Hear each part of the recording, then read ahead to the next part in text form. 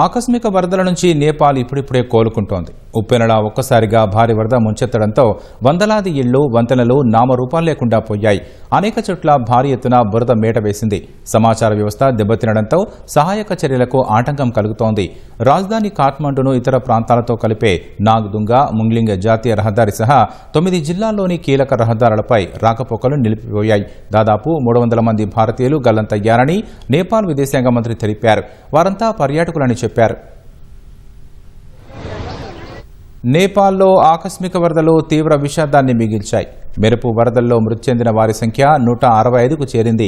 800 మందికి పైగా గల్లంతయ్యారు. వారిలో 580 మంది పర్యాటకులు ఉన్నారు. ఈ జల ప్రళయానికి మంచుకొండల్లో భూకంపం కారణమని తొలుత వార్తలు వచ్చాయి. అయితే భారీ మంచు చర్యలు విరిగిపడడం వల్ల ఆకస్మిక వరదలు సంభవించినట్లు తాజాగా వెల్లడైంది. నేపాల్ చైనా సరిహద్దు ప్రాంతం రసువా ఘడికి 20 కిలోమీటర్ల దూరంలో భారీ మంచు చర్యలు విరిగిపడ్డాయని నేపాల్ విపత్తు నిర్వహణ విభాగం తెలిపింది. దీంతో లిండే, త్రిశూల్ నదులు ఉప్పొంగాయని వెల్లడించింది.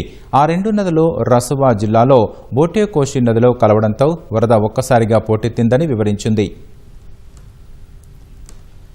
చైనా సరిహద్దులో ఉన్న తిమురే ప్రాంతాన్ని వరద మొదట తాకింది. అక్కడ కస్టమ్స్ చెక్పోస్టు వద్ద వేచి ఉన్న 300కు పైగా లారీలు, ఇతర వాహనాలు వరద నీటిలో కొట్టుకుపోయాయి. ప్రాణాలు కాపాడుకోవడానికి కస్టమ్స్ అధికారులు, స్థానికులు సమీపంలోని అడవుల్లోకి పరుగులు తీశారు. మెరుపు వరదల ధాటికి మౌలిక సదుపాయాలు తీవ్రంగా దెబ్బతిన్నాయి. ప్రాథమిక నివేదికల ప్రకారం 19 వంతెనలు, 40 కిలోమీటర్ల పొడవైన హైవేలు వరద ఉధృతికి కొట్టుకుపోయాయి. 9 జల విద్యుత్ ప్రాజెక్టులు పూర్తిగా ధ్వంసమయ్యాయి. ఫలితంగా అనేక ప్రాంతాలకు విద్యుత్ సరఫరా నిలిచిపోయింది. 9 వాణిజ్య బ్యాంకుల శాఖలు వరద నీటిలో మునిగిపోయాయి.